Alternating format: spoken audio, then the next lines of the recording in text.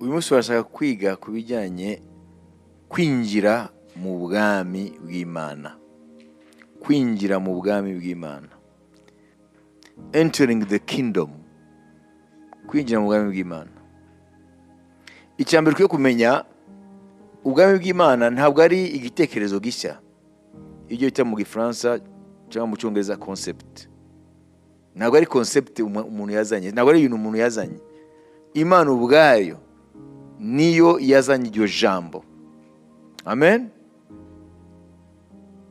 Imana ibwiye umwana w'umuntu imaze kumurema, ikimurema ataracumura, ikamubwira aya magambo mu itangiriro igice cya mbere ku murongo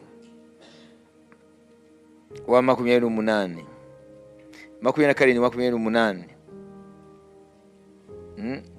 Mwumva iki?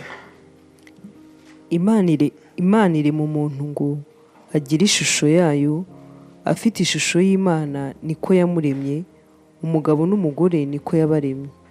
Imana ibaha umugisha, Imana irababwira iti mwororoke mugwire, mwuzure isi, mwimenyereze ibiyirimo, mutware amafi yo mu nyanja n'inyoni.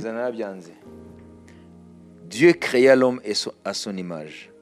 Il le créa à l'image de Dieu, il créa l'homme et la femme. Dieu bénit, Dieu les bénit. Et Dieu leur dit, soyez féconds, multipliez, remplissez la terre et la sujettissez. Pana kwimenyereza. Amen. Niyo mpamvu dutaka rero tumenye n'iby'ubwami.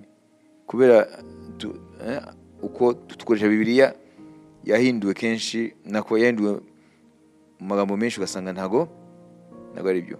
So God created mankind in his own image. In the image of God he created them. Male and female he created them. God blessed them. Imana ibaha umugisha. And he said to them, arababwira ngo, be fruitful and increase in number. Mugwire, muzurisi. Fill the earth and subdue it. Mutegeke. Cyangwa have dominion. Amen. Rule over the fish in the sea and the birds in the sky and over every living creature that moves on the ground. Imana irababwira iki? Bategeke buri kintu cyose mwisi. None se niki? Bakita gute? N'ubwami. Imana ihaye Adamu na Eva ubwami. Amen.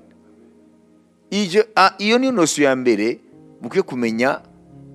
Yesu azaza noneho guhishura mu buryo bugari. Ariko murumva hano Imana ihaye ababyeyi bacu ba mbere Adamu na Eva, ibahaye dominion, ibahaye rulership, ibahaye ubwami. Bategeke buri kintu cyose. Ubwo ni ubwami. Tugeze aho Satani ataraza ngo abyivangemo. Amen. Ari ikintu ukwiye kumenya. Mbere yuko Imana irema isi n'ibirimo n'umwana w'umuntu, Imana yari mu bwami bwayo. Si byose? Kuko Imana ingoma yayo ni iteka ryose. None itararema isi, ubwo bwami bwayo bwitwaga gute? Ubwami bwo mu ijuru. Mubyandike. Mayubisi. Bwari ubwami. Ubwo rero nibwo abakristo w'ikigihe bazi gusa. Ubwami bwo mu ijuru. Itararema isi, Imana ubwami bwayo bwitwa ubwami bwo mu ijuru. Le royaume des cieux.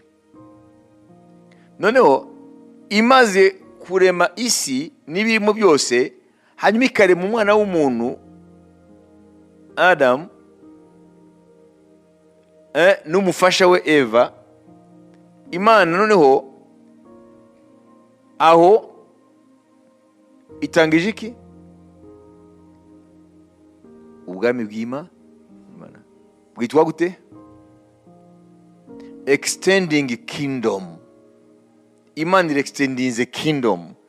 Imana ifashe ubwami bwo mu ijuru, sibyo? Irabuzanye kugira ngo uko itegeka mu ijuru aba ariko iteka mu isi, ariko binyuze mu bana b'abantu. Wabibise? Adamu ahawe ubutware ategekera Imana. Bwa bwami bwo mu ijuru noneho buje mu isi, Imana ikaba umwami w'ijuru n'isi mu isi binyuze kuri Adamu. Ngiyo gahunda ya mbere y'ubwami. None ubwami bwo mu isi Satani taraza ngo abwivangemo abwambure Adamu, twabwise iki? Extending kingdom. Ni ubwami bwagutse, bwari ubwami bwo mu ijuru gusa, none Imana bwextendinze mu isi. L'extension du royaume mu gifaransa, l'extension du royaume. Dieu extend son royaume. None ntabwo bizitwa rero ubwami bwo mu ijuru gusa, ni ubwami bwo mu isi bukitwa ubwami bw'Imana. Rero ubwami bw'Imana ni bwa bwami bw'ijuru bwabaye extended, bwagutse. Ibyo birumvikana? Ubwami bw'Imana mukwiye kumenya muri concept ebyiri, mu bitekerezo bibiri. Igitego cya mbere ni ubwami bwayo bw'iteka ryose isitararemwa, uko Imana yahoze ari umwami. Hanyuma imaze kurema isi, umugambi wayo nuko ubwami bwayo buza muri isi yaremye, ariko binyuze mu mwana w'umuntu niwe akwiye gutegeka. Niyo mpamvu bwitwa ubwami bw'Imana. Hanyuma andi tukamenya ubwami bw'ijuru. None ubwo bwami bwigeze buba mu isi? Bwarakunze? No. N'uyu munsi ntabwo ari Imana umwami w'isi. Bizaba, ariko Satani yarabyivanzemo. Icyo Imana yari yagambiriye muri kiriya gihe ntabwo kirakoreka. Satani amaze gushuka Eva nawe akinjiza Adamu mu cyaha, bakarya kuri cya giti cyabujijwe kiba hagati y'ingobyi ya Edeni. Uwo mugambi momentanément, pour un temps, mu gihe runaka, apana forever, wabaye nk'uhagaze. Ahubwo ngo Adamu agire dominion ku isi, agire rulership ku isi. Ahubwo nawe yahise ahinduka utegekwa. Satani aba umwami w'isi. Satan a usurpé le royaume. Satani yibye ubwami. Uyu munsi Satani niwe yitwa the ruler of this world. Satani niwe afite rulership, afite dominion kuri isi. Ça c'est malheureux. Tibyo. Ibi ni ibibazo bikomeye. Na nibyo Bibiliya itubwira hano. Amen. Iyo usoma Efeso nicyo bivuga. Ibice biri murongo wa mbere n'uwa kabiri nicyo bivuga. Namwe yarabazuye, mwebwe abari bapfuye muzize ibicumuro n'ibyaha byanyu, ibyo mwagenderagamo kera mukurikiza imigenzo y'isi, mugakurikiza umwami utegeka ikirere, ari we mwuka ukorera mu batumvira. Amen. Amen. Hallelujah. As for you, you were dead in your transgressions and the sins. Hano ijambo rikoreshwa, in which you used to live when you followed the ways of this world and the ruler of the kingdom. Niba kwa kingdom, the ruler of the kingdom of the air, the spirit who is now at work in those who are disobedient. Niba ko Satani yitwa ruler, ararulinga isi. yitwa ko afite kingdom.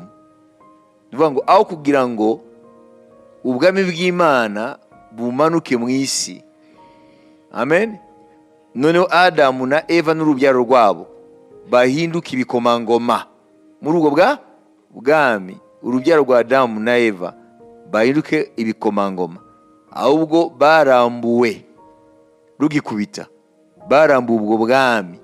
Satani rero ahita rero ashinga ubwami bwe.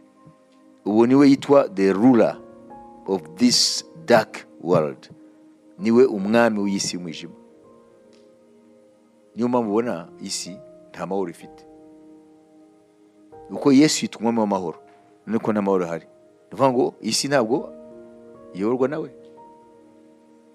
Niyo mpamvu baroga, niyo mpamvu bari mu rugomo, niyo mpamvu bicana, niyo mpamvu babeshya, niyo mpamvu bafite imitima mibi, niyo mpamvu babeshya bakapesheranya bibi tusa, kubera ko Satani yaribye Adamu na Eva dominion kuri isi. Kwiye kumenya uko bimeze. Mubise ko yitwa the ruler, amen, afite rulership hano, ni king muri isi y'umwijima. Ubwami wawe urahari muri Kristo, ariko ntabwo uragerwaho, ariko uzagerwaho, amen. Kidobya yaraje Satani, hanyuma Adamu na Eva bamburwa ibyo bari bahawe. Aramuvuga kandi hano muri Yohana 14:30, sinkivugana namwe byinshi kuko umutware w'ab'isi aza kandi ntacyo mfiteho. Amen. I will not say much more to you, for the prince of this world is coming. He has no hold over me. The prince of this world. Let me see. Yesu aravuga ngo Satani niwe prince. Mu ijambo rimwe niyo ikomangoma cyo muri isi. Mwebonye? Nidufata gusa babiri, witubona rero impamvu isi imeze uko. Iyo Adamu atanyagwa ubwami, ntago tuba turi muri zingorane. Nta n'urupfu rwari kuba ruhari, nta byaha, nta rupfu. Byose nuko Adamu na Eva baratakaje ubutware bahawe kuri isi. Murumva rero igitekerezo cy'ubwami ni cya kera. Umugambi w'Imana kwari gufata ubwami bwo mu ijuru bukaza no muri isi. Noneho iby'Imana ishaka bigakorwa mu isi nk'uko bikorwa mu ijuru. Mu ijuru hakorwa iki? Hakorwa gusa ibyo ishaka ngo bibe na. Niyo mpamvu Yesu yigisha abigishwa mu gusenga, umusenge ngo Data wa twese uri mu ijuru, ubwami bwawe buze. Ibyo voilà. Kuko Yesu mu masengesho ye avuze ibyo bintu ngo nimusenga muvuge ngo Data wa twese uri mu ijuru, ubwami bwawe buze, ibyo ushaka bibe mu isi uko biri mu ijuru. Kuko nibyo byari umugambi w'Imana mu ntangiriro. Ibyo mubyandike, amen. Satani atarabyivangamo, niwe wari umugambi w'Imana kugeza igihe Adamu na Eva bahawe dominion, bahawe ubutware ku isi, icyaha kitarinjira. Mugize mumva Imana ivuga idini? None se byavuye? None se byavuye? Ese mu gice cya mbere itangiriro hari idini mubona? None se byavuye? Niyo mpamvu nababwiye ngo iki cyumweru nugaruka kwehe? Ku isoko. C'est un voyage retour, dusubire ku isoko. Mu ntangiriro na Yesu ataraza, it's a question of the kingdom. Ni ikibazo cy'ubwami nta kindi. Amen. Hano tuba turasoma itangiriro igice cya mbere, na Isirayeli ntirabaho, n'itorero ntabwo rirabaho, ariko hari iki? Ubwami. Ariwo projet y'Imana ni to extend his kingdom from heaven to this world, on earth. Uko bimeze? Extension y'ubwami. Aha niho umuntu agenda abohoka ibinyoma biri mu bwonko bwacu, byadupakiyemo,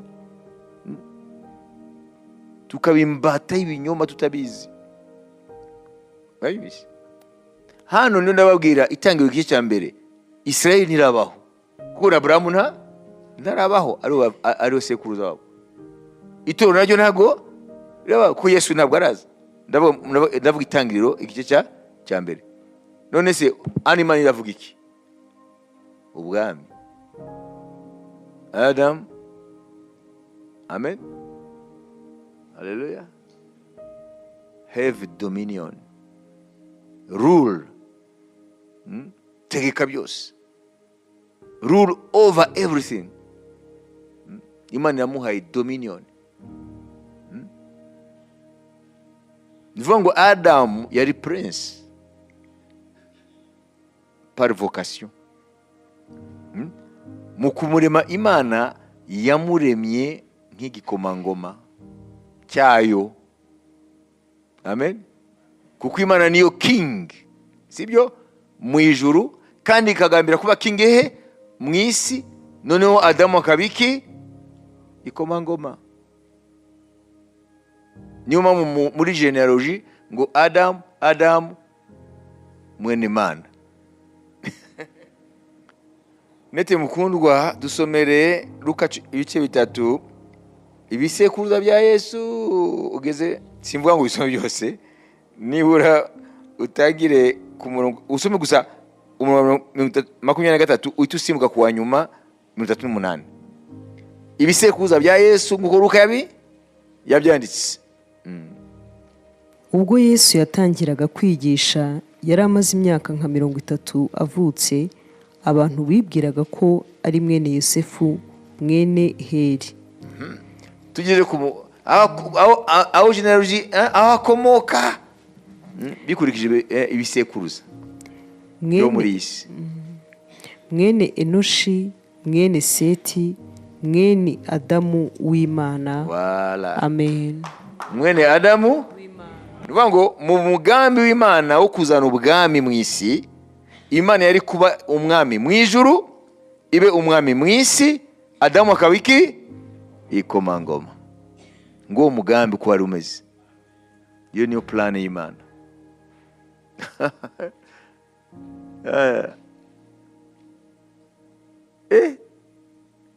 Iyi ni revelation. Kuyo gufunguka mu mwuka.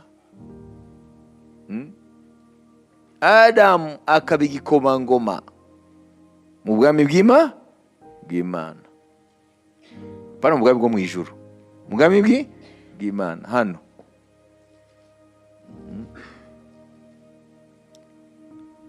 Satani rero yarivanzemo rero. Noneho ahita yambura, yiba, amen, Adamu ubutware ku isi. We rero ahita atwara Adamu n'abazamukomokaho n'ibiri ku isi byose. Na niyo mpamvu yaje kubigerageresha Yesu, Adamu wundi, ariko adakomoka mu isi, akomoka mu ijuru. Twumva ko Adamu wo mu ijuru yamusubije. Tujye muri Matayo.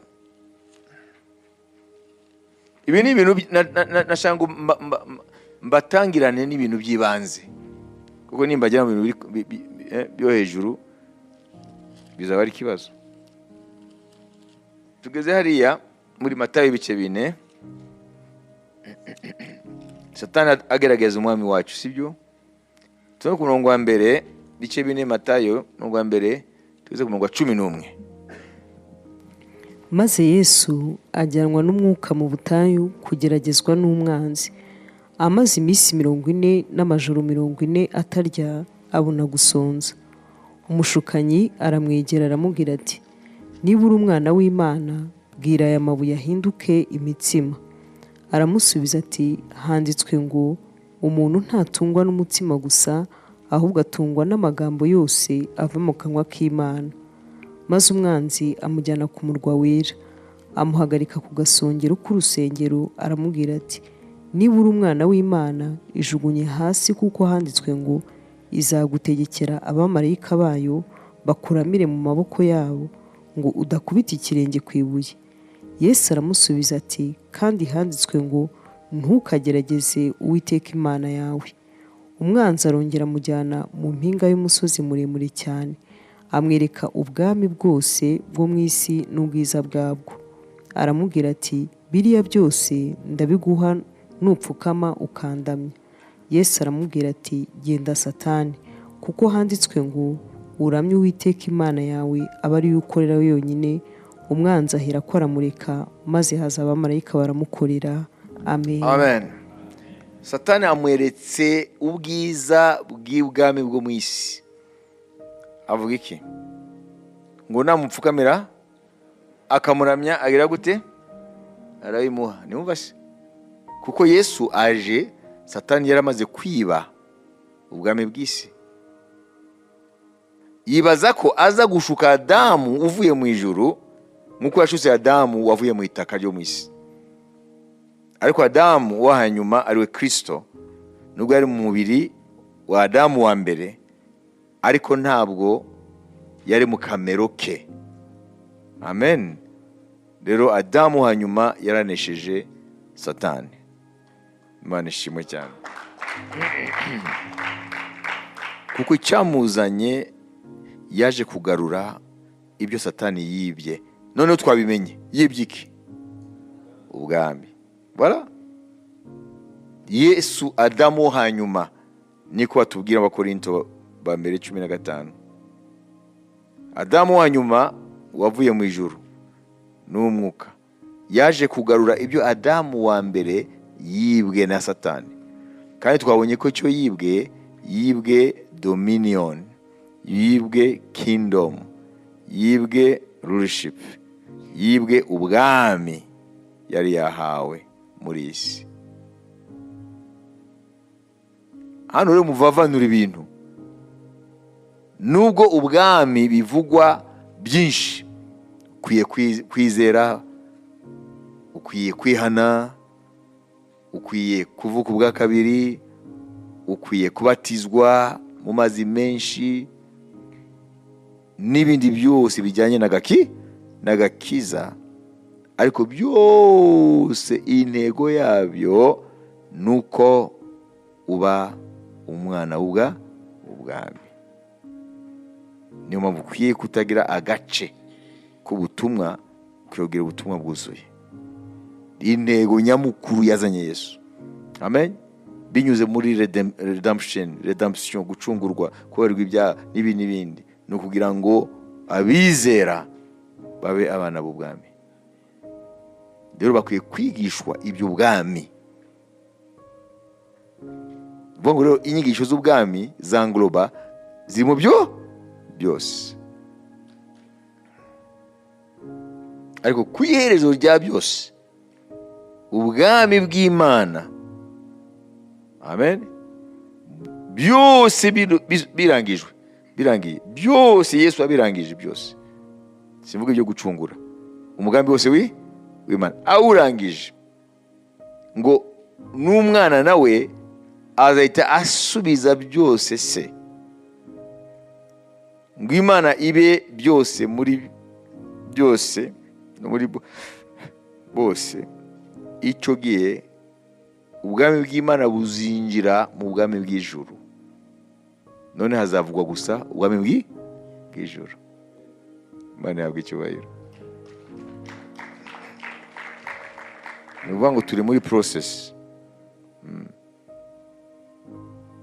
Reka dufate iminota 5 buri wese asenge, kugira ngo ibinyoma byose bamuhaye mu bijyanye n'idini rya gikristu n'imyizerere ye, asaba Imana kugira ngo Imana imuhambure, imubohore, kugira ngo ayo malien yose, iyo migozi yose imuveho, noneho asingire iby'ubwami bw'Imana, kugira ngo atangire yumve ko yinjiye mu bwami. Amen. Warinjiye mu gakiza binyuze kwihana ibyaha no kwizera ubutumwa bwiza bwa Yesu Kristo. Okay? Warinjiye mu gakiza, ariko kubera utigishijwe iby'ubwami ntabwo urinjira mu bwami. Nta muntu akubwira ko udafite agakiza, ariko ntabwo urinjira mu bwami, kuko ukwiye mbere na mbere, amen, kumenya ko ari cyo wahamagariwe, ko buhari, noneho ukabwinjira mu kwizera. Amen. Hanyuma ugatangira kububamo, bugatangira kugaragara, impinduka z'ubwami zikakugaragaraho. Nibyo rero dushaka gusengera. Nimba warakijijwe ukaba warihanye ibyaha byawe, ukozwa n'amaraso ya Yesu Kristo, warinjiye mu gakiza. Okay? Ariko ntabwo urinjira mu bwami, kuko ntabwo wari ubizi. Wabihoza ubwami bw'ijuru, ntabwo wari uzi ibyo ari byo, ariko rero wabimenye.